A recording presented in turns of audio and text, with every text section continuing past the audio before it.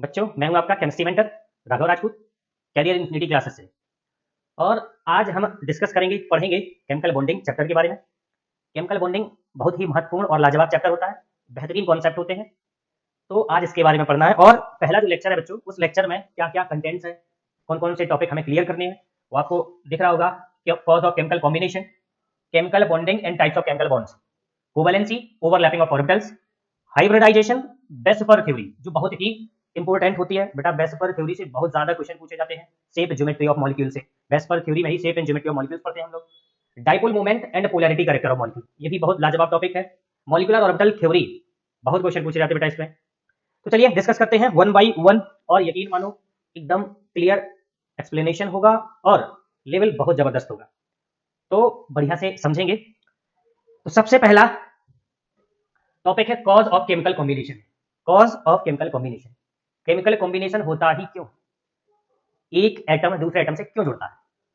बेटा आप बता सकते हैं कि एटम जिनकी वैलेंस सेल में, हालांकि आप जानते होंगे कि एटम जिनकी वैलेंस सेल में 8 इलेक्ट्रॉन नहीं है, मतलब उनका ऑक्टेट कंप्लीट नहीं है, तो जनरली हम उसको अनस्टेबल बोलते हैं, वो स्टेबल एटम नहीं है। फॉर एग्जांपल, आप अपने एटमॉस्फेयर में ऑक्सीजन गैस O2 मॉलिक्यूल पाते हैं, आपको ऑक्सीजन एटम नहीं मिलता, क्योंकि ऑक्सीजन एटम अनस्टेबल है। तो एक ऑक्सीजन एटम दूसरे ऑक्सीजन एटम से केमिकली कंबाइन होता है ताकि स्टेबिलिटी गेन कर ले।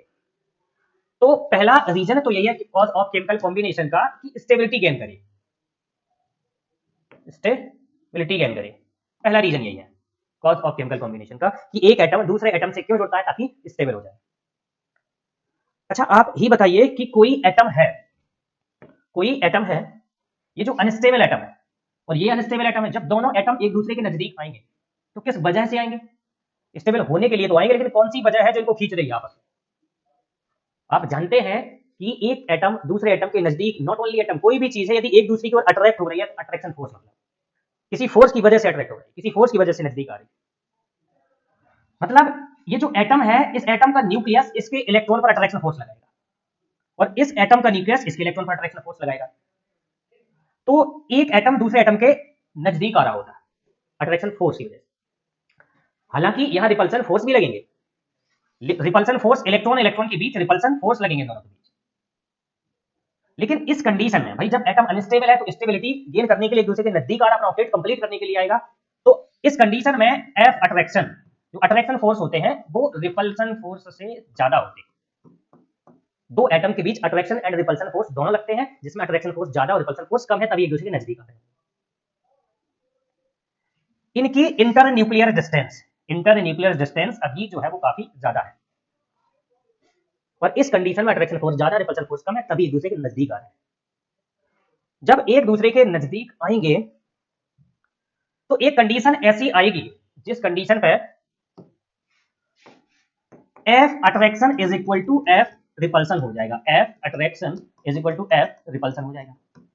क्योंकि जैसे नजदीक आएंगे इलेक्ट्रॉन इलेक्ट्रॉन के बीच रिपल्सन बढ़ता जाएगा, एक कंडीशन ऐसी आएगी जहां F attraction is equal to F repulsion हो जाएगा, और इस कंडीशन में नेट फोर्स जीरो हो जाएगा, F attraction is equal to F repulsion हो जाएगा। इस कंडीशन में ये एक दूसरे के बीच बॉन्ड बना लेंगे, मतलब अट्रैक्शन फोर्स से जुड़ जाएंगे। अब इस समय या तो इलेक्ट्रॉन का ट्रांसफर हुआ होगा या इलेक्ट्रॉन का शेयर हुआ होगा, और यहाँ जो इंटर न्यूक्लियर डिस्टेंस है उसको हम आर नॉट बोल देते हैं, और ये हमारी आर नॉट कहलाएगी बॉन्ड लेंथ। इस समय भी दोनों एटम के बीच अट्रैक्शन और रिपल्सन फोर्स लग रहे हैं, but F attraction is equal to F repulsion हो गया है। तो ये बॉन्ड फॉर्म कंडीशन, इसको बोलते हैं बॉन्ड फॉर्म कंडीशन, ये बॉन्ड फॉर्म कंडीशन है। और जब बॉन्ड बन जाता है, देखो दो एटम के बीच इंटर न्यूक्लियर डिस्टेंस पहले भी थी लेकिन ज्यादा थी, उस समय अट्रैक्शन फोर्स ज्यादा था, रिपल्सन फोर्स कम था। अब इंटर न्यूक्लियर डिस्टेंस कम हो गई है और F attraction is equal to F repulsion हो गया। अब जो इनके बीच इंटर न्यूक्लियर डिस्टेंस है इसको बोलेंगे बॉन्ड लेंथ, क्योंकि इसमें बॉन्ड बन चुका है।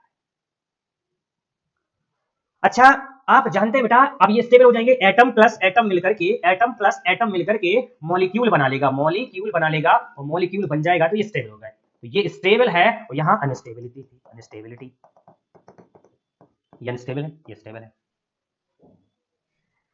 तो बच्चों स्टेबिलिटी जो है, stability inversely proportional to potential energy होता है, inversely proportional to potential energy होता है। मतलब स्टेबिलिटी तभी ज्यादा होगी जब पोटेंशियल एनर्जी मिनिमम हो जाएगी। तो यहां पोटेंशियल एनर्जी मिनिमम हो गई होगी, तभी बॉन्ड फॉर्म हो गया और स्टेबल हो गया मॉलिक्यूल। दोनों एटम मिलकर के मॉलिक्यूल बना लिया और वो पूरा सिस्टम स्टेबल हो गया। इट मींस कि कॉज ऑफ केमिकल कॉम्बिनेशन एक ये भी हो सकता है कि एटम एक दूसरे से कंबाइंड होते हैं स्टेबिलिटी के लिए and to gain minimum potential energy. Clear है बच्चों? बेटा आप जानते हैं कि जैसे स्प्रिंग है, स्प्रिंग को यदि आप कंप्रेस करो तो उसमें पोटेंशियल एनर्जी स्टोर हो जाती है, एनर्जी ज्यादा हो जाती है, छोड़ो तो ऑटोमेटिकली वो अनस्ट्रेच पोजीशन में जाना चाहेगा। तो एनर्जी ज्यादा थी तो स्टेबिलिटी कम थी, जैसे छोड़ दिया तो वापस उसी स्टेट में आ जाएगा और स्टेबल। एज इट इज, जब पोटेंशियल एनर्जी ज्यादा थी तो अनस्टेबल थे, लेकिन पोटेंशियल एनर्जी मिनिमम हो गई, स्टेबल हो गए और दोनों बॉन्ड फॉर्म कर लेंगे। इसको बोलते हैं बॉन्ड फॉर्म कंडीशन। क्लियर है? यदि इनको और नजदीक लाया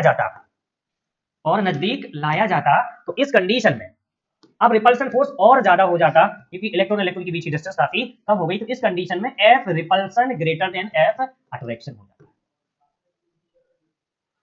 तो रिपल्सन फोर्स जो है इस कंडीशन में अट्रैक्शन फोर्स से काफी ज्यादा हो गए, क्योंकि इनको जबरदस्ती लाएगा, ये इस कंडीशन में नहीं रहना चाहिए, फिर वापस जाएंगे ताकि उसी कंडीशन में आ जाए जहां बॉन्ड फॉर्म हुआ था।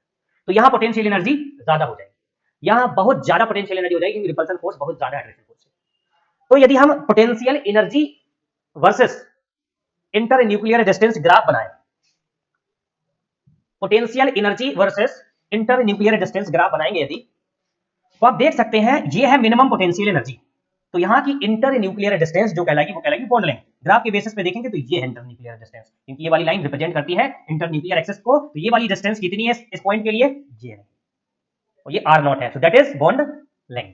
तो r नॉट ये हाइड्रोजन एटम की जो बॉन्ड लेंथ है r इज इक्वल टू 74। यहां पोटेंशियल एनर्जी मिनिमम है। इस कंडीशन की बात करें, मान लो यहां मतलब ये इंटर न्यूक्लियर डिस्टेंस होती दोनों एटम के बीच तो बहुत कम है, मतलब बॉन्ड लेंथ से भी कम है, तो एटम बहुत नजदीक है, मतलब इस कंडीशन पर F repulsion greater than F attraction होगा ही होगा। इस कंडीशन की बात करेंगे यदि आप, तो यहां इस पॉइंट पर इंटर न्यूक्लियर डिस्टेंस देखेंगे तो ये हो जाएगी, यहां inter nuclear distance bond length से भी ज्यादा है, तो वो आना चाहेंगे नजदीक ताकि बॉन्ड बना ले और स्टेबल हो जाए, मतलब अट्रैक्शन फोर्स ज्यादा होंगे और रिपल्सन फोर्स कम होंगे। तो इस कंडीशन पर F attraction greater than F repulsion होगा, तो नजदीक आना चाहेंगे और इस कंडीशन पर। तो हम कह सकते हैं कॉज ऑफ केमिकल कॉम्बिनेशन क्या है? To gain stability and to attain minimum potential energy. अब एक सबसे लाजवाब चीज ये है कि जब एटम प्लस एटम मिलकर के मॉलिक्यूल बनता है, तो यहां स्टेबिलिटी कम होती है, लेस स्टेबल होते हैं ये, और यहां मोर स्टेबल, मतलब बोल सकते हैं यहां अनस्टेबल या स्टेबल। तो स्टेबिलिटी बढ़ रही है, एटम मिलकर के मॉलिक्यूल बना तो स्टेबिलिटी बढ़ रही है, तो पोटेंशियल एनर्जी घट रही होगी। पोटेंशियल एनर्जी घट रही मतलब मॉलिक्यूल की पोटेंशियल एनर्जी कम है, और यहां एटम का जो सिस्टम था यहां पोटेंशियल एनर्जी ज्यादा है, मोर, यहां पोटेंशियल एनर्जी कम है। तो पोटेंशियल एनर्जी ज्यादा से कम हो रही तो एनर्जी रिलीज हो गई होगी, एनर्जी रिलीज होगी, स्टेबिलिटी ज्यादा आ गई।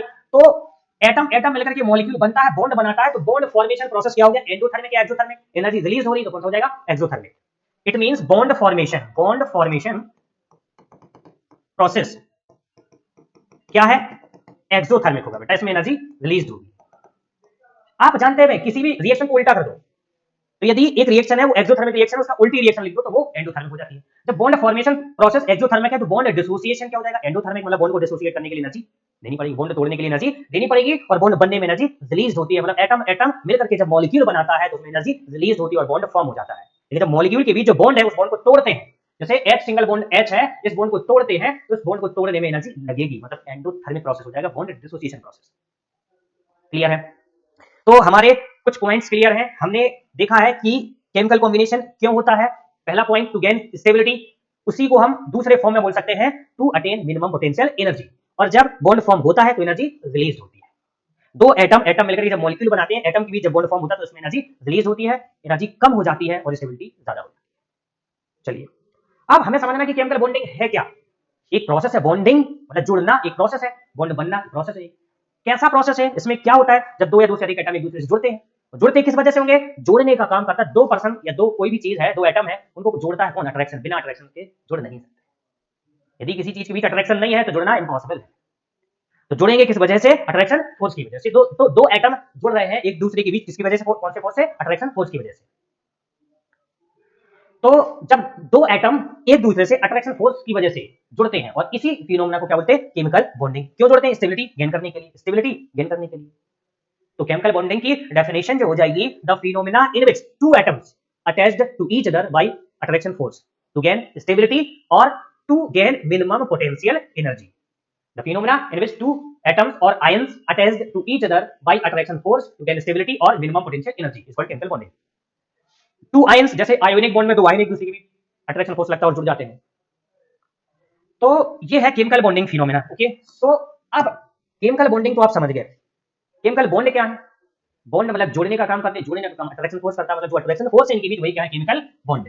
तो जितने भी अट्रैक्शन फोर्स है, ये जो अट्रैक्शन फोर्स लगते हैं एटम्स के बीच, दीज आर केमिकल बॉन्ड्स। अब कुछ अट्रैक्शन फोर्स स्ट्रांग होते हैं, कुछ अट्रैक्शन फोर्स वीक होते हैं। इसके बेसिस पे केमिकल बॉन्ड को दो पार्ट में बांटा गया, strong chemical bond and weak chemical bond. Strong chemical bond जो है बेटा, उसको चार पार्ट में बांटा गया, ionic bond, covalent bond, coordinate bond and metallic bond. और जो वीक केमिकल बॉन्ड है वो हाइड्रोजन बॉन्ड और वन डबल फोर्सेस।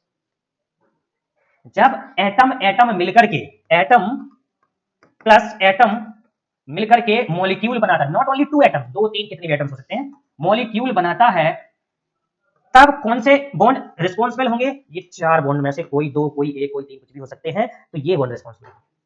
एटम एटम मिलकर के मॉलिक्यूल बनता है, तब ये स्ट्रांग बॉन्ड रिस्पॉन्सिबल होंगे। फॉर एग्जांपल जैसे H2O ले लिया मैंने, H2O में हाइड्रोजन और ऑक्सीजन के बीच कोवैलेंट बॉन्ड होता है, अभी आगे समझेंगे भी हम। कोवैलेंट बॉन्ड होता है, ये covalent bond strong attraction force है। एक ऑक्सीजन एटम और दो हाइड्रोजन एटम मिलकर के H2O मॉलिक्यूल बनाए, तो जब एटम एटम मिलकर के मॉलिक्यूल बनता है, तो चार बॉन्ड रिस्पॉन्सिबल होंगे मॉलिक्यूल बनाने के लिए। अब मॉलिक्यूल बन चुका है, मॉलिक्यूल मॉलिक्यूल के बीच अट्रैक्शन फोर्स लगता है। जैसे H2O एक मॉलिक्यूल तो होता नहीं, यदि हम H2O की अमाउंट ले लें, बोतल है उसमें पानी भरा हुआ है, उस पानी में एक H2O मॉलिक्यूल तो होता नहीं, बहुत सारे H2O मॉलिक्यूल्स होते हैं। तो मॉलिक्यूल मॉलिक्यूल के बीच भी अट्रैक्शन फोर्स लगते हैं, और वो है वीक केमिकल बॉन्ड, जिनको बोलते हैं हाइड्रोजन बॉन्ड एंड वन डबल फोर्सेस। जैसे H2O के बीच हाइड्रोजन बॉन्ड इन्वॉल्व होता है, तो ये वीक केमिकल बॉन्ड है और ये स्ट्रांग केमिकल बॉन्ड है। तो पहले स्ट्रांग केमिकल बॉन्ड जो है उनको वन बाय वन समझते हैं। One is ionic bond. चलिए डिस्कस करते हैं आयोनिक बॉन्ड के बारे में। बहुत ही लाजवाब और बेहतरीन कॉन्सेप्ट है आयोनिक बॉन्डिंग। बेटा लिखा है ionic bond, ionic bond, ionic मतलब आयंस के बीच, बॉन्ड मतलब अट्रैक्शन फोर्स। किसके बीच अट्रैक्शन फोर्स? आयन के बीच। और कैसे आयन के बीच अट्रैक्शन फोर्स लगता है? एक प्लस होना चाहिए और दूसरा माइनस होना चाहिए। प्लस माइनस के बीच ही अट्रैक्शन फोर्स लगता है। प्लस वाले को हम कैटाइन बोलते हैं और माइनस वाले को एनाइन बोलते हैं। मतलब ये कैटाइन और एनाइन के बीच अट्रैक्शन फोर्स है। लेकिन कैटाइन बनता कैसे है? कैटाइन जैसे सोडियम एटम है बच्चा, सोडियम एटम है, इस पर प्लस चार्ज कैसे आएगा? जब ये एक इलेक्ट्रॉन रिलीज कर देगा, इसकी आउटर मोस्ट सेल में एक इलेक्ट्रॉन होता है, एक इलेक्ट्रॉन दे देगा, Na+ में कन्वर्ट हो जाएगा और इलेक्ट्रॉन। तो ये जो है बेटा कैटाइन बनता कैसे है? जब कोई इलेक्ट्रॉन डोनेट कर देता है।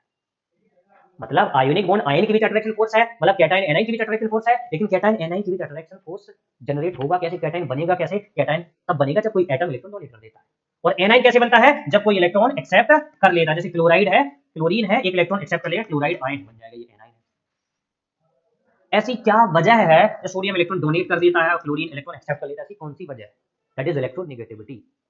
जिसकी इलेक्ट्रोनेगेटिविटी बहुत कम है, जिसकी इलेक्ट्रोनेगेटिविटी बहुत कम है, जैसे 1 से भी कम, जैसे सोडियम की 1 से कम होती है। बहुत अच्छी इलेक्ट्रोपॉजिटिव मेटल्स मानी जाती है। इलेक्ट्रोपॉजिटिव मेटल मतलब ऐसी मेटल, इलेक्ट्रोपॉजिटिव एलिमेंट मतलब ऐसे एलिमेंट जो इलेक्ट्रॉन डोनेट करते हैं।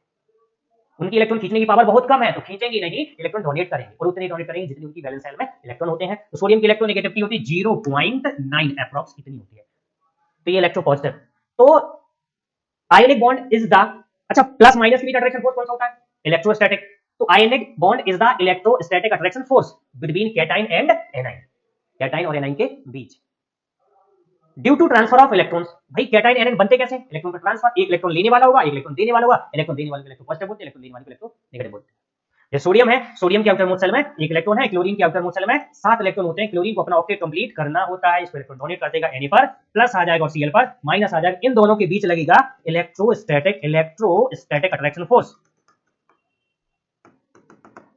और इसी इलेक्ट्रोस्टैटिक अट्रैक्शन फोर्स को हम क्या बोलते हैं? Ionic bond.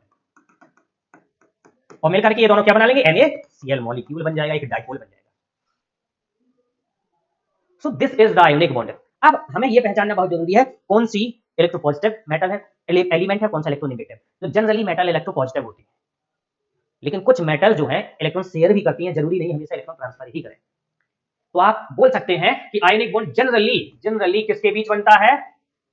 Metal plus non metal, metal और नॉन मेटल के बीच बनता है जनरली, लेकिन सभी मेटल नॉन मेटल के बीच नहीं। जैसे BeCl2 की बात करूं तो बेरिलियम और क्लोरीन के बीच कोवैलेंट बॉन्ड बनता है, जबकि बेरिलियम मेटल है, क्लोरीन नॉन मेटल है। तो मोस्टली मेटल और नॉन मेटल के बीच क्या बनता है? आयोनिक बॉन्ड बनता है। मेटल इलेक्ट्रॉन डोनेट करते हैं, नॉन मेटल इलेक्ट्रॉन एक्सेप्ट करते हैं। जैसे आपसे बोला जाए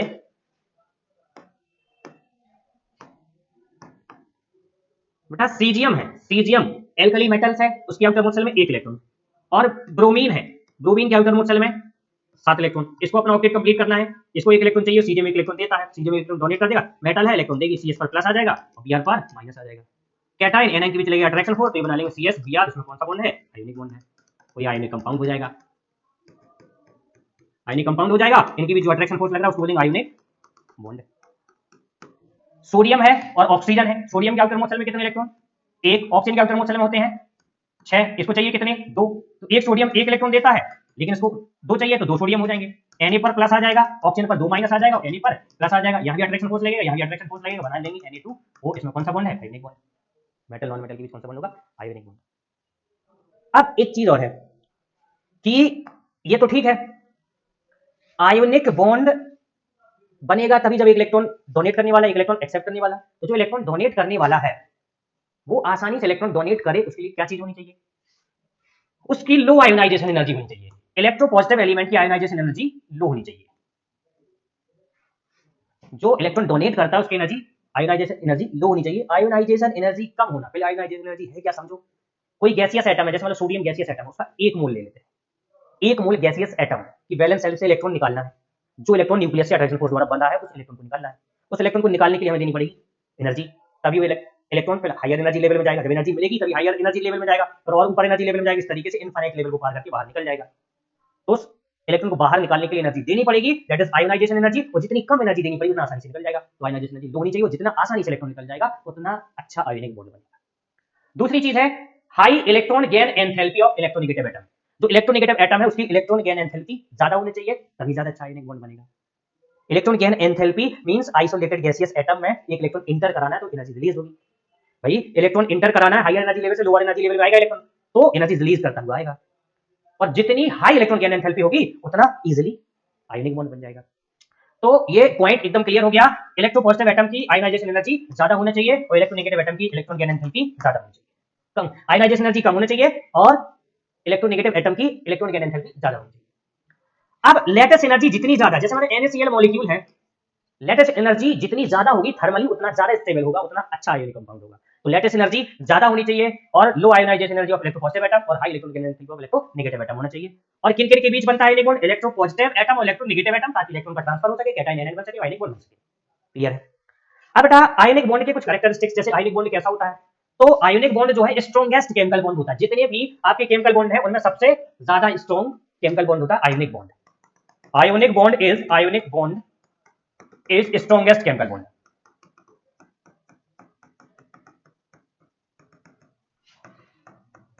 बेटा आयोनिक बॉन्ड नॉन डायरेक्शनल होता है। नॉन डायरेक्शनल कैसे? कि इलेक्ट्रॉन शेयर नहीं हो रहा, इलेक्ट्रॉन ट्रांसफर हो रहा, इलेक्ट्रॉन ऑर्बिटल को छोड़कर के ही बाहर निकल जाएगा, एटम को छोड़कर के ही बाहर निकल जाएगा, तो डायरेक्शन मायने नहीं रखती, किसी भी डायरेक्शन में जा सकता है, और एक प्लस है और माइनस कहीं भी होगा, इलेक्ट्रोस्टैटिक अट्रैक्शन फोर्स लगे चाहे उधर होगा। तो आयोनिक बॉन्ड की कोई डायरेक्शन नहीं होती, नॉन डायरेक्शनल होता है, क्योंकि इसमें ओवरलैपिंग नहीं होती ऑर्बिटल्स के बीच, तो नॉन डायरेक्शनल होता है। एंड आयोनिक बॉन्ड का एक नाम और होता है, it is also named as electrovalent bond. Electrovalent bond, electrovalency कैसे निकालते हैं? जैसे कहूं आयोनिक बॉन्ड की होती है इलेक्ट्रोवैलेंसी, तो इलेक्ट्रोवैलेंसी होती है या तो टोटल पॉजिटिव चार्ज या टोटल नेगेटिव चार्ज, कैटायन का टोटल पॉजिटिव चार्ज या एनायन का टोटल नेगेटिव चार्ज, काउंट कर लो, वही इलेक्ट्रोवैलेंसी होती है। जैसे मैं कहूं मान लो MgO है, तो मैग्नीशियम पर 2 प्लस और ऑक्सीजन पर 2 माइनस, तो इसकी इलेक्ट्रोवैलेंसी कितनी हो जाएगी? 2 हो जाएगी। चलिए अब आगे बढ़ते हैं। आयोनिक बॉन्ड जो है जिन जिन कंपाउंड में बनेगा वो आयोनिक कंपाउंड कहलाएंगे, और आयोनिक कंपाउंड होते हैं सॉलिड होते हैं mostly, ionic compound mostly solid होते हैं और हार्ड सब्सटेंस होते हैं, इससे कोवैलेंट कंपाउंड से ज्यादा। कुछ एक्सेप्शनल केसेस हैं, देखो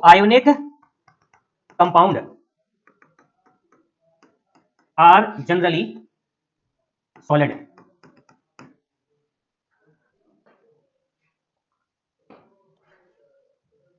बेटा ये इलेक्ट्रोनेगेटिविटी है जिसके बेसिस पे आप ये देख सकते हैं कौन सा इलेक्ट्रो पॉजिटिव है और कौन सा इलेक्ट्रो नेगेटिव एलिमेंट है।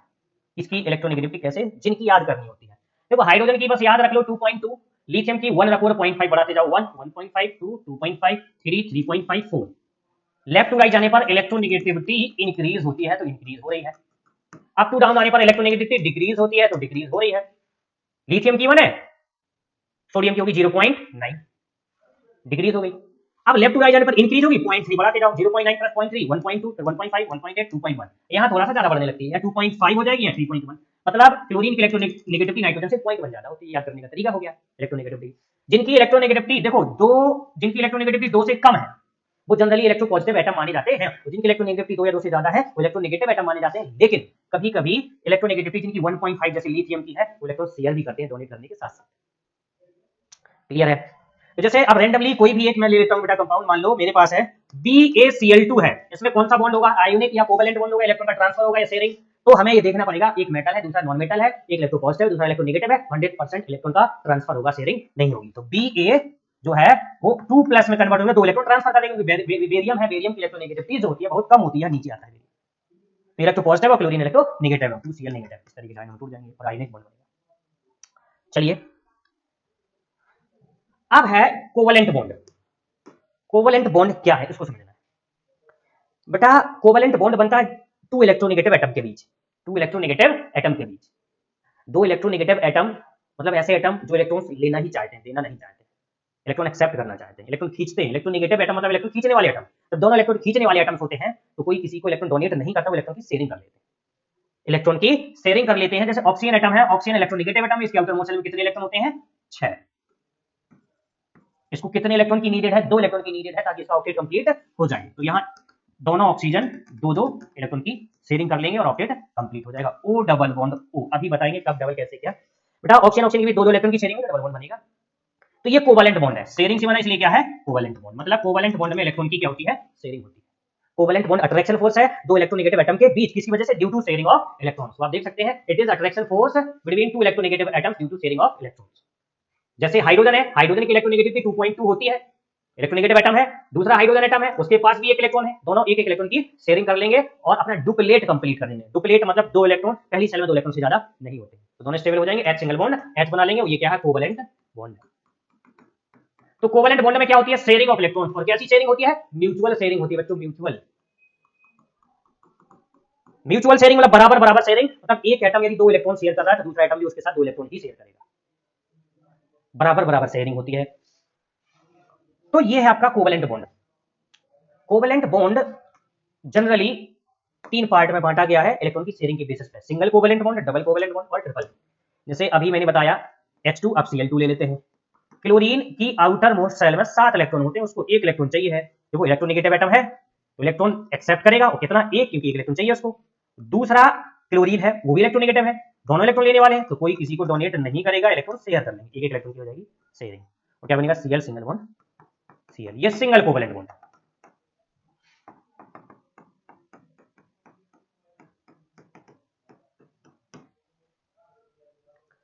एज इट इज ऑक्सीजन है O2, ये 2-2 इलेक्ट्रॉन की शेयरिंग कर लेगा। ऑक्सीजन का आउटर मोस्ट शेल में 6 इलेक्ट्रॉन होते हैं, चाहिए कितने इसको, 2 इलेक्ट्रॉन की शेयरिंग कर लेंगे, दोनों इलेक्ट्रॉन एक्सेप्ट करने वाले हैं, O double bond O, 2-2 electron की शेयरिंग इसलिए डबल बॉन्ड बनेगा, इसको बोलते हैं डबल कोवेलेंट बॉन्ड। अभी कितने सिग्मा कितने पाई ये भी समझेंगे, ये हो गया डबल कोवेलेंट बॉन्ड। अब ट्रिपल कोवेलेंट बॉन्ड आया, जैसे N2 है, नाइट्रोजन के आउटर मोस्ट शेल में होते हैं 5 इलेक्ट्रॉन, इसको चाहिए 3, तो दूसरा नाइट्रोजन उसको भी 3 चाहिए, ये लोग 3-3 इलेक्ट्रॉन की शेयरिंग करके N ट्रिपल बॉन्ड N बना लेंगे, इसको बोलते हैं triple covalent bond.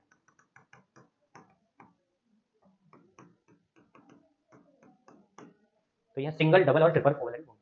Single bond में हमेशा सिग्मा बॉन्ड होता है, ये हम अभी ओवरलैपिंग से समझेंगे, इसमें सिग्मा बॉन्ड होता है।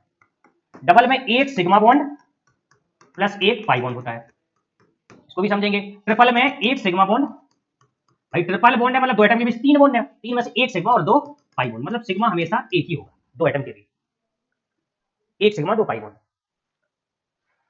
अब हमें ये समझना पड़ेगा, इसका मतलब ये है कि कौन कितने बॉन्ड बनाएगा ये उसकी वैलेंस सेल में कितने इलेक्ट्रॉन है इस पर डिपेंड करता है। वैलेंस सेल में ना आउटर मोस्ट सेल, तो हम इसको समझना बहुत जरूरी है कि किसकी वैलेंस सेल में कितने इलेक्ट्रॉन है, कितने बॉन्ड बनाएगा। जितने बॉन्ड बनाएगा उसको हम कोवैलेंसी बोलते हैं, जितने कोवैलेंट बॉन्ड बनाएगा उसको बोलते हैं कोवैलेंसी। कितने बनाएगा समझते हैं। अभी कोवैलेंट बॉन्ड के बारे में और अच्छे से समझेंगे, और भी कुछ चीजें हैं कि कोवैलेंट बॉन्ड डायरेक्शनल होता है, नॉन डायरेक्शनल होता है, इसको समझेंगे। इसके पहले हम समझ लेते हैं कोवैलेंट बॉन्ड किस एटम के बीच बनते कितने हैं। तो कोवैलेंसी समझेंगे जरा। अच्छा, कोवैलेंट बॉन्ड जब बनता है, म्यूचुअल शेयरिंग होती है, तो इलेक्ट्रॉन जो अनपेयर्ड होते हैं वही शेयर होते हैं। जो वैलेंस सेल में अनपेयर्ड इलेक्ट्रॉन है वही शेयर होते हैं, और जितने अनपेयर्ड है उतने शेयर होंगे और उतने ही कोवैलेंट बॉन्ड बनेंगे। इसका मतलब कोवैलेंसी है number of unpaired electron in valence shell of atom in its ground state और एक्साइटेड स्टेट। इसको समझो, ग्राउंड स्टेट में और एक्साइटेशन स्टेट में दो शब्द लिखे इधर। ग्राउंड स्टेट जब इलेक्ट्रॉन एक्साइटेड नहीं होता है, मतलब जैसा इलेक्ट्रॉनिक कॉन्फ़िगरेशन है उसका एज इट इज फिल कर देते हैं। नाइट्रोजन का एटॉमिक नंबर 7 होता है, 1s2 2s2 2p3। Outer most shell कौन सी है, वैलेंस सेल जिसको बोलेंगे वो है सेकंड। सेकंड में कितने इलेक्ट्रॉन है, 3 और 2 5 इलेक्ट्रॉन। इसको ऑक्टेट कंप्लीट करने के लिए 3 इलेक्ट्रॉन चाहिए। तो 3 इलेक्ट्रॉन चाहिए तो 3 इलेक्ट्रॉन शेयर करेगा, ताकि जब 3 इलेक्ट्रॉन अपने शेयर करेगा तो किसी दूसरे के भी 3 इलेक्ट्रॉन आ जाएंगे, तो 5 3 8 ऑक्टेट कंप्लीट हो जाएगा। लेकिन 3 इलेक्ट्रॉन शेयर तभी करेगा जब 3 अनपेयर्ड होंगे। चेक कर लेते 3 अनपेयर्ड है या नहीं। 1 2, ये 2p सबसेल में कितने अनपेयर्ड इलेक्ट्रॉन है, 3 अनपेयर्ड इलेक्ट्रॉन है। इसका मतलब कोवैलेंसी इसकी कितनी हो जाएगी, कोवैलेंसी हो जाएगी 3। 3 कोवैलेंट बॉन्ड बनाएगा। उसी फैमिली का फास्फोरस एटम है, उसका एटॉमिक नंबर होता है 15। ये इलेक्ट्रॉन ने कॉन्फ़िगरेशन लिखा, जो वैलेंस सेल है वो थर्ड है, और उसमें कितने इलेक्ट्रॉन है, 5 इलेक्ट्रॉन। इसको भी कितने चाहिए, 3 ऑक्टेट कंप्लीट करने के लिए। तो देख लेते जरा 3 अनपेयर्ड है या नहीं। बिल्कुल 3 अनपेयर्ड है, तो 3 इलेक्ट्रॉन शेयर कर लेगा। तो कोवैलेंसी इसकी कितनी हो जाएगी, कोवैलेंसी जो हो जाएगी इसकी 3। और ये इसको बोलते हैं ग्राउंड स्टेट। ग्राउंड स्टेट, ये भी क्या है इसका, ग्राउंड स्टेट, जीएसटी। अब इसमें होगी एक्साइटेशन। देखो नाइट्रोजन के पास वैकेंट ऑर्बिटल नहीं था। यदि वैलेंस सेल में वैकेंट ऑर्बिटल है और वैलेंस सेल में ही पेयर्ड इलेक्ट्रॉन है तो एक्साइटेशन पॉसिबल होती है। वो डिपेंड करता है, और कोई एटम बॉन्ड और ज्यादा बॉन्ड बनाना चाहता है, कोई एटम और आ रहे हैं उसके पास, तो वो और ज्यादा भी बॉन्ड बना देता है, एक्साइटेशन कर देता है, अनपेयर्ड इलेक्ट्रॉन ज्यादा कर देता है। For example phosphorus PCL 3 covalent bond बनाएगा, पीसीएल 3 तो बनाएगा ही बनाएगा। नाइट्रोजन एनसीएल 3 बनाएगा। नाइट्रोजन में एक्साइटेशन पॉसिबल नहीं है, इसलिए 3 ही अनपेयर्ड रहेंगे, तो एनसीएल 3 बस बनाएगा। लेकिन फास्फोरस पीसीएल 5 भी बनाता है, क्यों समझते हैं। या फास्फोरस के पास वैकेंट ऑर्बिटल है और वैलेंस सेल में ही पेयर्ड इलेक्ट्रॉन है, तो यहां हो जाएगी एक्साइटेशन। तो अब कितने इलेक्ट्रॉन अनपेयर्ड हो जाएंगे, अब अनपेयर्ड हो जाएंगे आपके 5 इलेक्ट्रॉन। इसको बोलते हैं first excitation state. First excitation state. तो फास्फोरस अपनी फर्स्ट एक्साइटेशन स्टेट में कितनी अनपेयर्ड इलेक्ट्रॉन रखता है, 5। इसलिए कितनी कोवैलेंसी होती है इसकी, 5। मतलब ये कितने बॉन्ड बनाता है, 5 बॉन्ड बनाता है, 5 कोवैलेंट बॉन्ड बनाता है। 3 तो बनाता ही है, साथ में 5 भी बनाता है। 3 बनाता है ग्राउंड स्टेट में और 5 बनाता है एक्साइटेड स्टेट में, वो भी फर्स्ट एक्साइटेशन स्टेट। क्या अब एक्साइटेशन पॉसिबल है, बिल्कुल नहीं है। वैकेंट ऑर्बिटल तो है लेकिन वैलेंस सेल में पेयर्ड इलेक्ट्रॉन नहीं है। चलिए नेक्स्ट है ऑक्सीजन। ऑक्सीजन का एटॉमिक नंबर 8। इसकी वैलेंस सेल में इलेक्ट्रॉन 6, इसकी वैलेंस सेल में 6 इलेक्ट्रॉन है। तो 6 इलेक्ट्रॉन फिल करके देखते हैं जरा, 1 2 3 4 5 6। कितने अनपेयर्ड इलेक्ट्रॉन है, 2। और ऑक्टेट कंप्लीट करने के लिए भी 2 चाहिए, तो 2 इलेक्ट्रॉन ये शेयर कर लेगा। तो इसकी कोवैलेंसी कितनी हो जाएगी, 2। मतलब ऑक्सीजन कितने बॉन्ड बनाता है, 2 बॉन्ड बनाता है, हमेशा 2 बॉन्ड बनाता है। लेकिन इसमें एक्साइटेशन पॉसिबल नहीं है, क्योंकि इसके पास वैकेंट ऑर्बिटल नहीं है। जब वैकेंट ऑर्बिटल नहीं है तो एक्साइटेशन नहीं है, तो 2 से ज्यादा कोवैलेंट बॉन्ड नहीं बनाएगा। Oxygen atom not ion. कभी जब ऑक्सीजन पर प्लस आ जाता है, मतलब इलेक्ट्रॉन चला गया, तो फिर 3 कोवैलेंट बॉन्ड बन जाते हैं, बिल्कुल बन जाएंगे फिर, क्योंकि प्लस है तो 5 बचेंगे, तो 5 यहां ये अनपेयर्ड हो जाएगा, 3 अनपेयर्ड हो जाएंगे। चलिए आगे बढ़ते हैं। इसी ऑक्सीजन फैमिली का एक मेंबर होता है सल्फर। सल्फर, यस सल्फर है, और सल्फर का एटॉमिक नंबर होता है 16। इसका जब इलेक्ट्रॉनिक कॉन्फ़िगरेशन लिखोगे तो वैलेंस सेल में कितने इलेक्ट्रॉन आते हैं, 6 इलेक्ट्रॉन। इसको चाहिए कितने, 2। तो बॉन्ड कितने बनाएगा, 2। लेकिन अनपेयर्ड होने चाहिए 2, तभी 2 इलेक्ट्रॉन शेयर करेगा, अदरवाइज नहीं करेगा। कोवैलेंट बॉन्ड बनाने में, कोऑर्डिनेट बॉन्ड बनाने में तो पूरा पेयर शेयर हो जाता है, लेकिन कोवैलेंट बॉन्ड बनाने की बात हो रही है। चलिए s में 2 इलेक्ट्रॉन है, p में है 4 इलेक्ट्रॉन। कितने अनपेयर्ड इलेक्ट्रॉन है, 2। तो कोवैलेंसी कितनी हो जाएगी, कोवैलेंसी हो जाएगी 2। कितनी कोवैलेंट बॉन्ड बनाएगा, 2। यहां एक्साइटेशन बिल्कुल पॉसिबल है, एक्साइटेशन हो जाएगा, क्योंकि बैलेंस सेल तीसरी है और तीसरी में वैकेंट डी ऑर्बिटल है 3d, और उसी में पेयर्ड इलेक्ट्रॉन है, तो इलेक्ट्रॉन एक्साइटेड हो जाएगा। इसमें कितने बचेंगे, 3, और इसमें हो जाएगा 1, ये 2 एज इट इज रहेंगे। कितने अनपेयर्ड हो गए, 4। एक जोड़ा तोड़ने से 2 अकेले हो जाते हैं, 2 इलेक्ट्रॉन अलग अलग हो जाएंगे, तो 2 अनपेयर्ड हो गए। पहले 2 थे, 2 और हो गए, तो 4 अनपेयर्ड। मतलब कोवैलेंसी कितनी हो जाएगी, ये हो जाएगी 4। मतलब सल्फर 2 तो कोवैलेंट बॉन्ड बनाता ही है, 4 भी बनाता है। ये था ग्राउंड स्टेट जीएसटी, और ये था फर्स्ट एक्साइटेशन स्टेट। तो सल्फर जो है ग्राउंड स्टेट में 2 कोवैलेंट बॉन्ड बनाता है, लेकिन फर्स्ट एक्साइटेशन स्टेट में 4 कोवैलेंट बॉन्ड बनाता है। अभी भी एक्साइटेशन पॉसिबल है, क्योंकि पेयर्ड इलेक्ट्रॉन और वैकेंट ऑर्बिटल्स हैं। फिर से एक्साइटेशन होगा जब कोई और एटम आते हैं इससे बॉन्ड बनाने के लिए कि अब हम और जुड़ना चाहते हैं एटम से, तो ये अपना इलेक्ट्रॉन एक्साइटेड कर देगा और कितने इलेक्ट्रॉन अनपेयर्ड हो जाएंगे, 6 अनपेयर्ड इलेक्ट्रॉन हो जाएंगे, 6। तो अब कोवेलेंसी कितनी हो जाएगी, 6 हो जाएगी। मतलब सल्फर 2 बॉन्ड भी बनाता है, 4 भी बनाता है, 6 बनाता है। जीएसटी ग्राउंड स्टेट में 2 बनाता है, फर्स्ट एक्साइटेशन स्टेट में 4 बनाता है और सेकेंड एक्साइटेशन स्टेट में कितने बनाता है, 6 बनाता है। इसी तरीके से बात करते हैं फ्लोरीन। फ्लोरीन की आउटरमोस्ट साइड कौन सी है, सेकंड। इसमें कितने इलेक्ट्रॉन है, 7। कितने चाहिए, 1। तो एक अनपेयर्ड होना चाहिए, देख लेते हैं, एक अनपेयर्ड है भी, तो कोवेलेंसी हो जाएगी 1। एक कोवेलेंट बॉन्ड बनाएगा। इसी के फैमिली का, इसी को क्लोरीन फैमिली का एक मेंबर होता है क्लोरीन। क्लोरीन क्लोरीन के आउटरमोस्ट सेल में कितने इलेक्ट्रॉन, 7। इसके भी आउटरमोस्ट सेल में है, लेकिन इसमें एक्साइटेशन होगी ही होगी। अभी एक अनपेयर्ड है, एक बनाएगा। अच्छा, एक एक्साइटेड होने से 2 अनपेयर्ड और बढ़ जाते हैं, तो एक है, एक बनाएगा। अब फिर एक्साइटेशन होगा तो 3 बनाएगा, ये एक्साइटेड हो चुका। अब ये वाला होगा तो 5 बनाएगा, और ये वाला होगा तो 7 बनाएगा। इसको बोलेंगे ग्राउंड स्टेट, इसको बोलेंगे फर्स्ट एक्साइटेशन स्टेट, इसको सेकेंड और इसको थर्ड। तो क्लोरीन की कोवेलेंसी ग्राउंड स्टेट में 1 कोवेलेंट बॉन्ड बनाएगा, फर्स्ट एक्साइटेशन स्टेट में 3, सेकंड एक्साइटेशन स्टेट में 5 एंड थर्ड एक्साइटेशन स्टेट में 7। तो 1 3 5 7 कोवेलेंट बॉन्ड बनाता है। आप जानते भी हैं HOCl ऐसे बनता है, HClO2 ऐसे बनता है, HClO3 ऐसे बनता है, HClO4 इस तरीके से बनता है। यहाँ कोवेलेंट बॉन्ड बना क्लोरीन का 1, यहाँ कोवेलेंट बॉन्ड बने 3, यहाँ कोवेलेंट बॉन्ड बने 5, यहाँ कोवेलेंट बॉन्ड बने 7। चलिए आगे बढ़ते हैं। तो कोवेलेंसी कंप्लीट हुई बच्चों, कोवेलेंसी में कोई समस्या नहीं होनी चाहिए। ये कुछ क्वेश्चंस हैं जो आप लोग कर लेंगे। आगे बढ़ते हैं। अब बेटा ये है एटॉमिक ऑर्बिटल्स। अब हमें ऑर्बिटल्स पढ़ना है। ऑर्बिटल्स पढ़ लेंगे तो कोवेलेंट बॉन्ड डायरेक्शनल होता है, ये चीज हमें समझ में आ जाएगी आज, ये कोवेलेंट बॉन्ड डायरेक्शनल क्यों होता है। ऑर्बिटल्स है क्या, पहले इसके बारे में समझो। कोई भी एटम है, जैसे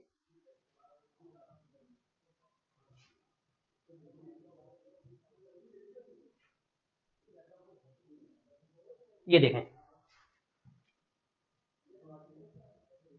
ये एटम है। एटम के न्यूक्लियस के चारों ओर, एटम का जो न्यूक्लियस है उसके चारों ओर और एटम के अंदर इलेक्ट्रॉन से रिवॉल्व करते हैं सर्कुलर ऑर्बिट में। तो इलेक्ट्रॉन जिस स्पेस में रिवॉल्व करते हैं, कुछ ऐसे स्पेस होते हैं जिसमें इलेक्ट्रॉन होने की प्रोबेबिलिटी मैक्सिमम होती है, उसको बोलते हैं ऑर्बिटल्स। मतलब इलेक्ट्रॉन रिवॉल्व कर रहे हैं सर्कुलर ऑर्बिट में, इस तरीके से 3 डायमेंशनल, ऐसे भी रिवॉल्व करते हैं, ऐसे भी रिवॉल्व करते हैं, इस तरीके से भी रिवॉल्व करते हैं, तो एक स्फीयर बनता है और स्फीयर के अंदर कुछ ऐसी स्पेसिफिक जगह, ऐसी जगह जिन जगह और इलेक्ट्रॉन होने की प्रोबेबिलिटी मैक्सिमम होती है, उनको बोलते हैं ऑर्बिटल्स। और उन जगह का कुछ शेप होता है कि किस शेप की वो जगह है, किस शेप का वो रीजन है, किस शेप का स्पेस है, उनको बोलते हैं ऑर्बिटल्स। तो इंडेफिनिट रीजन होता है वो। तो ऑर्बिटल्स क्या होता है, indefinite region inside the atom in which probability of finding electron is maximum is called orbital. और एटॉमिक ऑर्बिटल्स जो होते हैं वो होते हैं कितने टाइप्स के। एटॉमिक ऑर्बिटल को बांटा गया है s ऑर्बिटल, p ऑर्बिटल, अभी आगे आएगा d orbital and f orbital, s p d f। तो s ऑर्बिटल क्या होता है, न्यूक्लियस के चारों ओर वो स्फेरिकल रीजन, जिस रीजन में इलेक्ट्रॉन होने की प्रोबेबिलिटी मैक्सिमम होती है, उसको बोलते हैं s ऑर्बिटल। तो s ऑर्बिटल न्यूक्लियस के चारों ओर मतलब तीनों एक्सिस में सिमेट्रिकली बटा हुआ स्फेरिकल रीजन होता है, उसको बोलते हैं एस ऑर्बिटल। और डायरेक्शनल नहीं होती, कोई डायरेक्शन नहीं है, सिमेट्रिकली हर डायरेक्शन में बटा हुआ है, बराबर बराबर सिमेट्रिक है, एकदम स्फीयर है, इसी कोई डायरेक्शन नहीं है। तो एस ऑर्बिटल स्फेरिकल होता है और ये होता है non directional. S orbital is non directional. बात करते हैं पी ऑर्बिटल्स की। तो पी ऑर्बिटल्स का शेप होता है डंबल शेप, डंबल शेप होता है। और डंबल शेप जो होता है बेटा, ये है डंबल शेप, और इनको बोलते हैं इलेक्ट्रॉन क्लाउड या लोब। ये जहां इलेक्ट्रॉन होते हैं, जहां इलेक्ट्रॉन पाए ही जाते हैं, ये लोब कहलाते हैं। एक लोब ये है, दूसरा लोब ये है। तो पी ऑर्बिटल में एक पी ऑर्बिटल में 2 लोब होते हैं, और पी ऑर्बिटल होते कितने हैं, 3 होते हैं, px py और pz। px py और pz आप देख पा रहे हो, इनके नाम x y z, मतलब x एक्सिस के अलोंग, y एक्सिस के अलोंग और z एक्सिस के अलोंग इनका इलेक्ट्रॉन क्लाउड बटा रहता है। इसका मतलब ये डायरेक्शनल होते हैं, पी ऑर्बिटल होते हैं डायरेक्शनल होते हैं। जिनके लोब एक्सिस के अलोंग होते हैं, जिनका इलेक्ट्रॉन क्लाउड एक्सिस के अलोंग होता है, जहां इलेक्ट्रॉन होने की प्रोबेबिलिटी मैक्सिमम होती है। लेकिन पी ऑर्बिटल के सेंटर पर, पी ऑर्बिटल के सेंटर पर इलेक्ट्रॉन होने की प्रोबेबिलिटी 0 होती है, क्योंकि वहां कोई लोब है ही नहीं, वहां एकदम वैकेंट है, खाली जगह दिख रही होगी आपको। तो पी ऑर्बिटल में यदि सेंटर से, पी ऑर्बिटल में इसके सेंटर से जाता हुआ एक प्लेन ले जाया जाए, तो उस प्लेन इस पी ऑर्बिटल के लोब को कहीं टच नहीं करेगा, कट नहीं करेगा, और ऐसा प्लेन को बोलते हैं नोडल प्लेन। ऐसे प्लेन को क्या बोलते हैं? Nodal plane. मतलब p ऑर्बिटल में इस तरीके से एक प्लेन हो सकता है जिसमें इलेक्ट्रॉन होने की प्रोबेबिलिटी 0 हो। कोई इलेक्ट्रॉन नहीं होता है जो p ऑर्बिटल के सेंटर से होकर के जाता है, क्योंकि p ऑर्बिटल के सेंटर पर कोई इलेक्ट्रॉन नहीं होता है, इलेक्ट्रॉन होने की प्रोबेबिलिटी 0 होती है। इसको बोलते हैं नोडल प्लेन। तो p ऑर्बिटल में कितना नोडल प्लेन हो सकता है? एक नोडल प्लेन। लेकिन s ऑर्बिटल में कोई भी नोडल प्लेन पॉसिबल नहीं है, क्योंकि s ऑर्बिटल के सेंटर से जाते हुए कोई भी प्लेन ले जाओ तो s ऑर्बिटल को कट करेगा और हर जगह इलेक्ट्रॉन पाए जाते हैं। इस रीजन में उस प्लेन में भी इलेक्ट्रॉन आ जाएंगे, तो उसको नोडल प्लेन नहीं होगी। तो s ऑर्बिटल नॉन डायरेक्शनल होता है, इसमें 0 नोडल प्लेन होते हैं, 0 नोडल प्लेन। और p ऑर्बिटल डायरेक्शनल होता है, एक्सिस के अलोंग होता है, सेंटर पर इलेक्ट्रॉन की प्रोबेबिलिटी 0, तो वहां से जाता हुआ एक प्लेन हो सकता है। एक p ऑर्बिटल में एक नोडल प्लेन और दो लोब होते हैं इसके। चलिए, p ऑर्बिटल्स तीन टाइप्स के होते हैं, px, py एंड pz। इन यदि तीन ऑर्बिटल p ऑर्बिटल तीन होते हैं, px, py एंड pz, जो एक्सिस के अलोंग इनके लोब होते हैं, तो आप देख पा रहे होंगे इनको यदि तीनों को इकट्ठा से रखा जाए, और एक्चुअली होते ही तीनों स्पेस ऐसे हैं, इस तरीके से देखते हैं p ऑर्बिटल्स। अब बात करते हैं d ऑर्बिटल्स की। तो d ऑर्बिटल, d ऑर्बिटल का शेप होता है double dumbbell, double dumbbell, double dumbbell shape होता है। और d ऑर्बिटल होते हैं 5, dxy, dyz, dxz या zx बोल सकते हैं, dx स्क्वायर y स्क्वायर और dz स्क्वायर।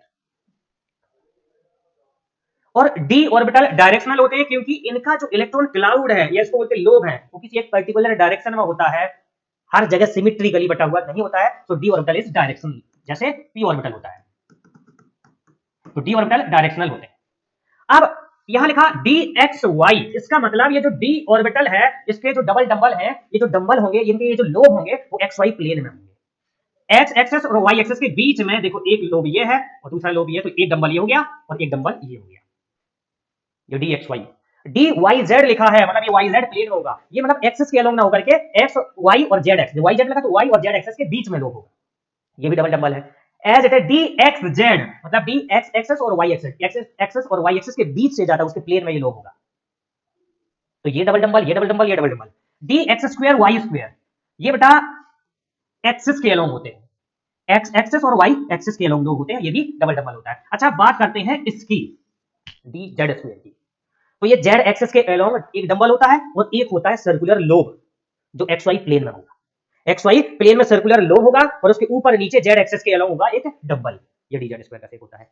अब यदि हम नोडल प्लेन की बात करेंगे, इसमें नोडल प्लेन की बात करेंगे, तो नोडल प्लेन किस तरीके से होते हैं, किसमें कितने होते हैं, तो इसमें दो नोडल प्लेन डाले जा सकते हैं। इसके सेंटर पर इलेक्ट्रॉन होने की प्रोबेबिलिटी 0, तो सेंटर से जाता हुआ एक प्लेन इस तरीके से, दूसरा प्लेन इस तरीके से, दो nodal plane. As it is इसमें भी दो nodal plane, as it is इसमें भी दो nodal plane, as it is इसमें भी दो नोडल प्लेन। लेकिन बात करते हैं इसकी, तो इसमें दो नोडल प्लेन ना होकर के दो नोडल कोन होते हैं, क्योंकि आप प्लेन इस तरीके से ले जाओ, सेंटर से होते हुए देखो, थोड़ा सा तिरछा करोगे तो ये dz स्क्वायर के लोब को काट देगा और इलेक्ट्रॉन होने की प्रोबेबिलिटी हो जाएगी।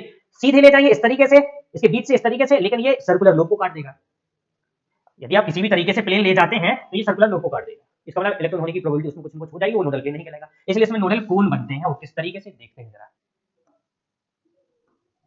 ये हो गया आपका नोडल कोन, मतलब ये जो कोन टाइप का है, ये इस सर्कुलर लोब के बीच से जाता है, और ये जो dz स्क्वायर है, dz स्क्वायर है, dz स्क्वायर का ये जो लोब है वो बीच में होता है, कोन के बीच से जाता है, कोन को कहीं टच नहीं करता। एक कोन नीचे और एक कोन ऊपर, इस तरीके से दो कोन हो गए।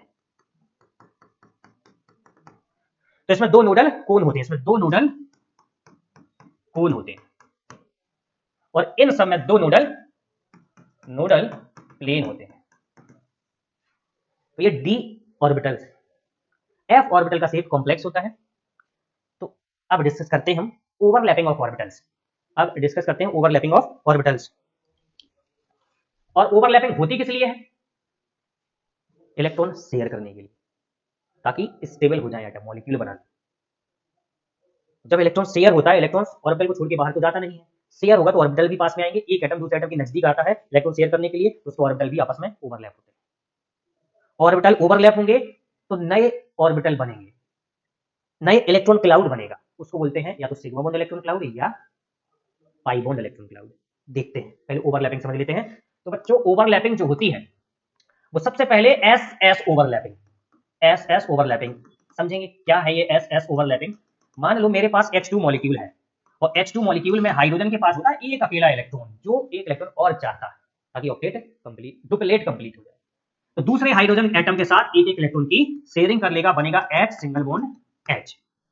अब ये देखना है जो हाइड्रोजन एटम का जो एक इलेक्ट्रॉन है जो शेयर हो रहा है वो किस ऑर्बिटल में, it is in s orbital, और दूसरे हाइड्रोजन है उसका भी s ऑर्बिटल। तो s ऑर्बिटल में इलेक्ट्रॉन है एक हाइड्रोजन का, दूसरा हाइड्रोजन का s ऑर्बिटल में इलेक्ट्रॉन है। जब इलेक्ट्रॉन की शेयरिंग होगी तो s ऑर्बिटल एक दूसरे में ओवरलैप करेंगे, और s ऑर्बिटल का शेप होता है स्फेरिकल, एक दूसरे से ओवरलैप करेंगे और दो इलेक्ट्रॉन शेयर इस तरीके से करेंगे। और ये जो ओवरलैपिंग इलेक्ट्रॉन क्लाउड होता है वो ओवरलैपिंग इलेक्ट्रॉन क्लाउड एक है या दो है, सिर्फ और सिर्फ एक ओवरलैपिंग इलेक्ट्रॉन क्लाउड है। तो ये बन जाता है कुछ इस प्रकार, भैया इलेक्ट्रॉन क्लाउड इलेक्ट्रॉन होने का बादल, जहां इलेक्ट्रॉन पाए जाते हैं उसी को इलेक्ट्रॉन क्लाउड बोलते हैं। जब इलेक्ट्रॉन दोनों इकट्ठे इस जगह आ जाएंगे तो ये जगह हो जाएगी खत्म, बचेगा सिर्फ इधर। तो इस तरीके से आप देख पा रहे होंगे ये है सिग्मा बॉन्ड। यदि इलेक्ट्रॉन क्लाउड एक होता है तो उसको बोलते हैं सिग्मा बॉन्ड इलेक्ट्रॉन क्लाउड, इसको बोलते हैं सिग्मा बॉन्ड इलेक्ट्रॉन क्लाउड।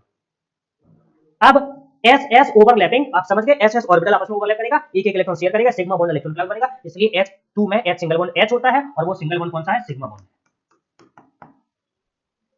चलिए नेक्स्ट है sp ओवरलैपिंग। मान लीजिए मेरे पास मॉलिक्यूल है HCl, H single bond Cl, that is HCl। Hydrogen के आउटर मोस्ट शेल में एक इलेक्ट्रॉन और क्लोरीन के आउटर मोस्ट शेल में 7। हाइड्रोजन को एक चाहिए डुप्लेट के लिए, क्लोरीन को एक चाहिए ऑक्टेट कंप्लीट करने के लिए, तो एक एक इलेक्ट्रॉन की शेयरिंग कर लेंगे। हाइड्रोजन का डुप्लेट कंप्लीट और क्लोरीन का octet complete, H single bond Cl बन जाएगा, that is single covalent bond. Single S में भी सिग्मा बॉन्ड होगा, कैसे समझ लेते हैं जरा, ओवरलैपिंग। हाइड्रोजन का जो अनपेयर्ड इलेक्ट्रॉन है वो था 1s में, 1s s ऑर्बिटल में। जो क्लोरीन है उसका एटॉमिक नंबर होता है 70, 1s2, 2s2, 2p6, 3s2 and 3p, 5 और 3d0। वैलेंस कौन सी है इसकी, तीसरी, इसमें 7 इलेक्ट्रॉन है, एक इलेक्ट्रॉन चाहिए। देखते अनपेयर्ड इलेक्ट्रॉन कौन से ऑर्बिटल में, ये देखना बहुत जरूरी है, तभी आप ओवरलैपिंग समझ पाएंगे। हम देख पा रहे होंगे जो एक इलेक्ट्रॉन अनपेयर्ड इलेक्ट्रॉन है क्लोरीन है वो क्लोरीन के p ऑर्बिटल में होगा, क्लोरीन के p ऑर्बिटल में होगा। इसका मतलब हाइड्रोजन का s ऑर्बिटल और क्लोरीन का p ऑर्बिटल आपस में ओवरलैपिंग करेगा, एक एक इलेक्ट्रॉन की शेयरिंग कर लेगा। अब overlapping electron cloud, overlapping electron cloud एक है या दो है, सिर्फ और सिर्फ एक है, इसलिए इसको बोलेंगे सिग्मा बॉन्ड इलेक्ट्रॉन क्लाउड। तो सिंगल बॉन्ड में H सिंगल बॉन्ड Cl, इसमें भी सिग्मा बॉन्ड है, सिंगल बॉन्ड में हमेशा सिग्मा बॉन्ड होता है। बात करते हैं PP ओवरलैपिंग की, बात करते हैं PP ओवरलैपिंग की। तो PP ओवरलैपिंग टू टाइप्स की होती है, हेड ऑन और लेटरल। हेड ऑन और लेटरल। हेड ऑन ओवरलैपिंग मतलब डायरेक्शन के along overlapping, directional. Head on overlapping है कि लोब से लोब, हेड ऑन, हेड से हेड, इस तरीके से ओवरलैपिंग, तो ये ओवरलैपिंग ज्यादा होती है, इसलिए बॉन्ड ज्यादा स्ट्रांग बनता है। पी देखो, और एटम एक दूसरे के नजदीक उसी डायरेक्शन में आता है जिस डायरेक्शन में ओवरलैपिंग ज्यादा से ज्यादा हो जाए। तो यदि एक इलेक्ट्रॉन शेयर हो रहा है पी ऑर्बिटल का एक इलेक्ट्रॉन शेयर हो रहा है तो एक p ऑर्बिटल दूसरे p ऑर्बिटल के नजदीक क्लोजर आएगा, तो उस डायरेक्शन में आएगा जिस डायरेक्शन में ओवरलैपिंग ज्यादा से ज्यादा हो जाए, और ओवरलैपिंग ज्यादा से ज्यादा होती है p ऑर्बिटल में, हेड ऑन में, लेटरल में उतनी ज्यादा नहीं होती है। यदि एक इलेक्ट्रॉन शेयर हो रहा है तो वो प्रेफर करेगा कि हम हेड ऑन ओवरलैपिंग करेंगे। एग्जांपल, मेरे पास Cl2 मॉलिक्यूल है, मेरे पास है Cl2 मॉलिक्यूल।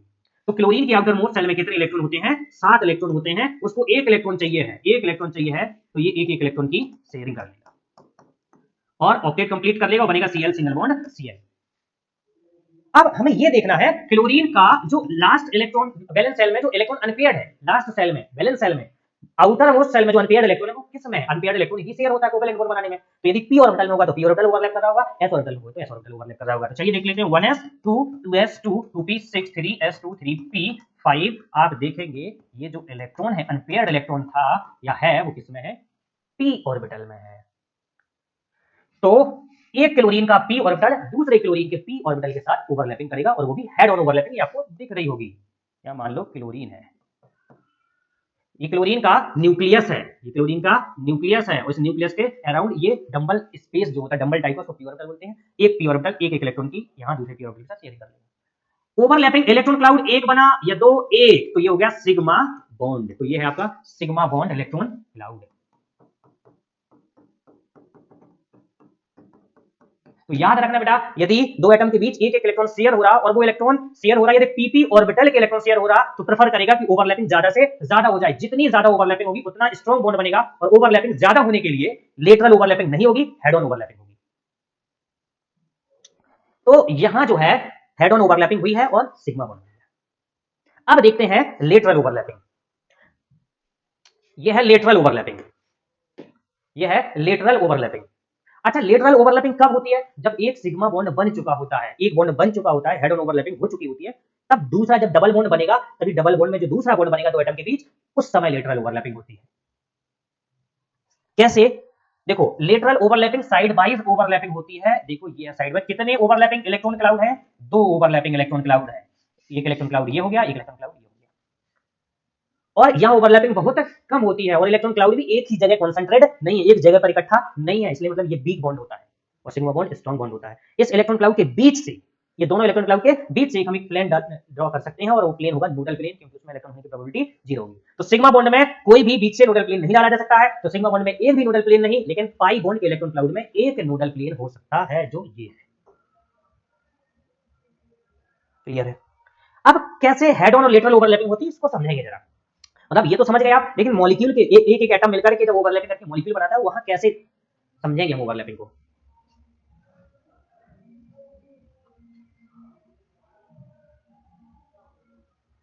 चलिए समझ लेते हैं बच्चा वो भी। ये बहुत ही लाजवाब कॉन्सेप्ट है बच्चों, समझते हैं जरा। जैसे O2 मॉलिक्यूल है, O2, ऑक्सीजन की आउटर मोस्ट सेल में 6 इलेक्ट्रॉन। तो ये ऑक्सीजन की आउटर मोस्ट सेल जिसमें कितने इलेक्ट्रॉन है? 6 इलेक्ट्रॉन। ये दो दो इलेक्ट्रॉन की शेयरिंग कर लेंगे और ऑक्टेट कंप्लीट हो जाएगा, बनाएंगे डबल बॉन्ड। डबल बॉन्ड में मैंने थोड़ी देर पहले बताया था, एक सिग्मा बॉन्ड एक पाई बॉन्ड। कैसे, इसी को समझना है। ऑक्सीजन एटम का इलेक्ट्रॉनिक कॉन्फ़िगरेशन लिखो जरा, 1s 2 2s 2 2p 4। Sulph s में 2 इलेक्ट्रॉन है और 2p में 4 इलेक्ट्रॉन है, अनपेयर्ड इलेक्ट्रॉन इसमें 2 अनपेयर्ड इलेक्ट्रॉन है। अब ये जो 2 अनपेयर्ड इलेक्ट्रॉन है, यही इलेक्ट्रॉन शेयर होंगे कोवेलेंट बॉन्ड बनाने में। अभी जो 2 अनपेयर्ड इलेक्ट्रॉन या तो px py में हो सकता है, या py pz में हो सकता है, या pz px में हो सकता है, किसी में भी हो सकते हैं। वो डिपेंड करता है इंटर न्यूक्लियर एक्सेस कौन सी है। एक ऑक्सीजन एटम के 2 p ऑर्बिटल में 2 अनपेयर्ड इलेक्ट्रॉन, दूसरे ऑक्सीजन एटम के 2 p ऑर्बिटल में 2 अनपेयर्ड इलेक्ट्रॉन, मतलब यहां p और p ऑर्बिटल की ओवरलैप करेंगे। एक ऑक्सीजन का p ऑर्बिटल दूसरे ऑक्सीजन के p ऑर्बिटल के साथ, एक ऑक्सीजन का दूसरा p ऑर्बिटल दूसरे ऑक्सीजन के दूसरे p ऑर्बिटल के साथ ओवरलैप करेगा। कैसे समझते हैं जरा।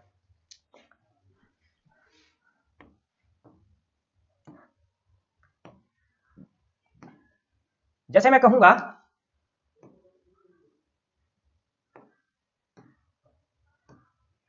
ये एक्सेस है, ये एक्स एक्सेस और ये वाई है और ये जेड है।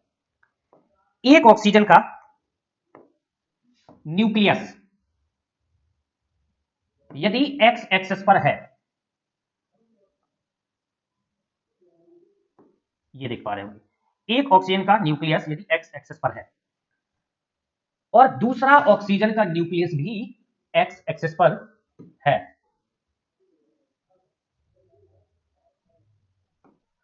तो एक्स एक्सिस के अलोंग जो ओवरलैपिंग होगी वो पीएक्स पीएक्स कौन सा बॉन्ड बनाएगा? Sigma bond. पीएक्स पीएक्स कौन सा बॉन्ड बनाएगा भैया? ये पीएक्स था, ये पीवाई था, ये पीजेड था। इसका ये पीएक्स था, ये पीवाई था और ये पीजेड था। तो आप देखेंगे कि पीएक्स पीएक्स में एक एक इलेक्ट्रॉन की शेयरिंग हो गई। यहां कौन सा बॉन्ड बनेगा? सिग्मा बॉन्ड, क्योंकि ये है आपका head on overlapping. Inter nuclear access x है, इंटर न्यूक्लियर एक्सेस है। इंटर न्यूक्लियर एक्सेस कौन सी है? एक्स एक्सेस है। इसी वजह से पीएक्स पीएक्स कौन सा बॉन्ड बनाया? Sigma bond. अब दूसरा इलेक्ट्रॉन शेयर होना, मैंने बताया था एक इलेक्ट्रॉन पहले शेयर होगा तो वो प्रेफर करेगा ज्यादा से ज्यादा ओवरलैपिंग हो जाए, और पी ऑर्बिटल में ज्यादा से ज्यादा ओवरलैपिंग होती है हेड ऑन, तो पहले सिग्मा बॉन्ड बन जाएगा। इसके बाद जो दूसरा इलेक्ट्रॉन शेयर होना है, तो ये जो पी ऑर्बिटल के लोब है, पी वाई वाले के देख लेते हैं। मान लो जो अनपेयर्ड दूसरा अनपेयर्ड इलेक्ट्रॉन है वो पी वाई में है, तो इसका पी वाई इसके पी वाई के साथ ओवरलैप करेगा और ये ओवरलैपिंग होगी लेटरल। इसके ये जो लोब है थोड़ा सा टेंड हो जाते हैं ओवरलैपिंग होने के लिए, ताकि स्टेबल हो जाए एटम, मॉलिक्यूल बना ले, इलेक्ट्रॉन की शेयरिंग हो जाए। तो यहाँ पी वाई किस तरीके से ओवरलैपिंग करेंगे? ये हो जाएगी कुछ इस तरीके से। यहाँ कितने इलेक्ट्रॉन क्लाउड बनेंगे? 2 इलेक्ट्रॉन क्लाउड बनेंगे, जो ओवरलैपिंग इलेक्ट्रॉन क्लाउड में 2 हो जाएंगे इस तरीके से। इसको क्या बोलते हैं? Pi bond electron cloud. तो एक इलेक्ट्रॉन की शेयरिंग और हो जाएगी। तो पीएक्स पीएक्स सिग्मा और पीवाई पीवाई पाई बनाएगा, पीवाई पीवाई बना लेगा पाई।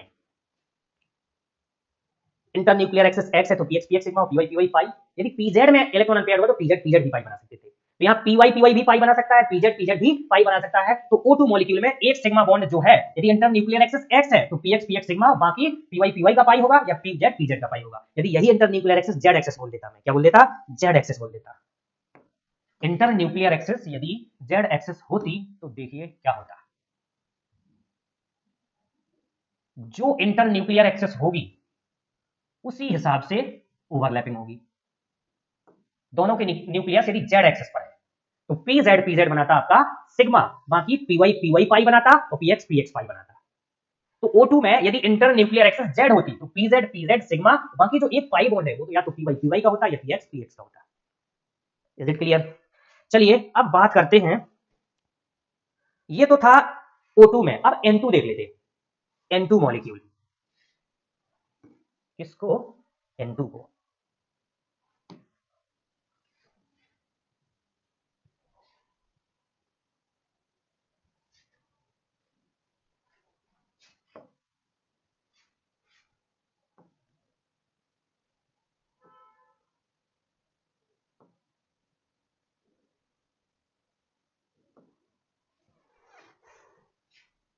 चलिए देखते हैं।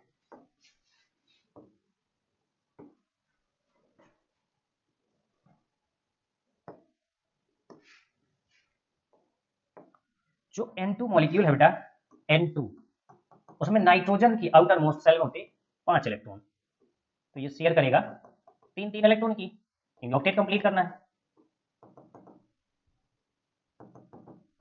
3 इलेक्ट्रॉन की जब शेयरिंग हो जाएगी, 2 एटम की भी 3 इलेक्ट्रॉन शेयर होंगे तो ट्रिपल कोवेलेंट बॉन्ड बनेगा, 3 बॉन्ड बन जाएंगे इकट्ठे, जिसमें से एक सिग्मा होगा, सिग्मा बॉन्ड एक होगा और 2 होंगे पाई बॉन्ड। अब यही देखना है, सबसे पहले होगा क्या, एक इलेक्ट्रॉन यदि शेयर हो रहा है तो पहले लेटरल होगी या हेड ऑन ओवरलैपिंग होगी, क्योंकि बॉन्ड स्ट्रॉन्ग बनाना है, तो पहले बनेगा सिग्मा बॉन्ड।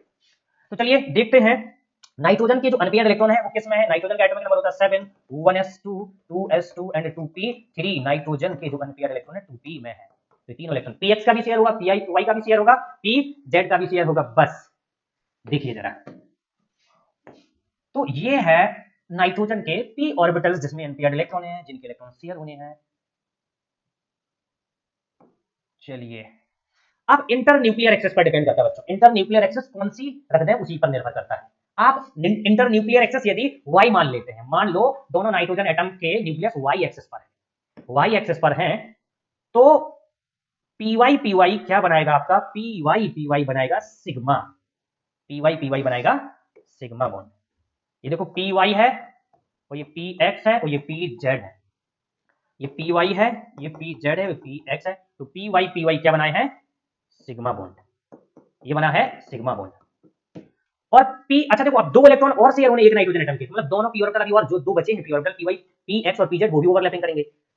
अब जब सिग्मा बॉन्ड बन चुका है तो यहाँ px कौन सा बॉन्ड बनाएंगे? यहाँ बनेगा पाई बॉन्ड, और pz कौन सा बॉन्ड बनाएंगे? यहाँ भी कौन सा बनेगा? पाई बॉन्ड, यहाँ भी कौन सा बॉन्ड बनेगा? पाई बॉन्ड बनेगा। तो px pi bond, pz pi bond, और py sigma, inter nuclear axis xt। तो N2 में यदि इंटर न्यूक्लियर एक्सिस x है तो px सिग्मा, यदि y है तो py सिग्मा, यदि z है तो pz sigma, inter nuclear axis पर डिपेंड करता है, बाकी 2 पाई बॉन्ड बनेंगे। तो ये हो गया आपका ओवरलैपिंग ऑफ ऑर्बिटल्स किस तरीके से होती है। एक चीज है बहुत महत्वपूर्ण कि अभी डाया एटॉमिक मॉलिक्यूल थे, डाया एटॉमिक मॉलिक्यूल, तो डाया एटॉमिक मॉलिक्यूल में तो जैसे n ट्रिपल बॉन्ड n है, सीधे प्योर ऑर्बिटल ओवरलैप होते हैं इसमें, लेकिन यदि कोई सेंट्रल एटम हो, जैसे मान लो HCN की बात करता, तो यहाँ कार्बन सेंट्रल एटम है और इस कार्बन से एटलीस्ट 2 एटम जुड़े, जब भी ऐसी कंडीशन आ जाती है तो फिर प्योर ऑर्बिटल जैसी ओवरलैपिंग नहीं होती, हाइब्रिडाइज्ड ऑर्बिटल भी बनते हैं। तो हमें पढ़ना पड़ेगा हाइब्रिडाइजेशन पढ़ना पड़ेगा हमको, तो आप डिस्कस करेंगे हाइब्रिडाइजेशन।